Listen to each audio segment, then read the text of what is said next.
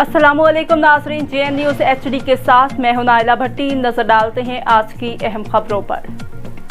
Bahawalpur district reporter Abid भट्टी की report के मुताबिक अहमदपुर शहर के अंजुमन तहफ़्फ़ुज़ आज़ादारी हुसैन के सदर सैयद मोहम्मद अली शाह सरप्रस्त आला मुज़फ़्फ़र हुसैन शाह नकवी, सज्जादा नशीन दरबार नूर शाह बुखारी सरप्रस्त बिलाल हुसैन भुट्टर मोहतरमा मरकज़ी इमाम बारगाह रज़ा हुसैन रिफ़त जबी की गुफ्तगू। उनका कहना था कि हमारे मुखालफिन शहर के अमन को ख़राब करना चाहते हैं और मरकज़ी इमाम बारगाह रज़ा हुसैन पर कब्ज़ा करना चाहते हैं।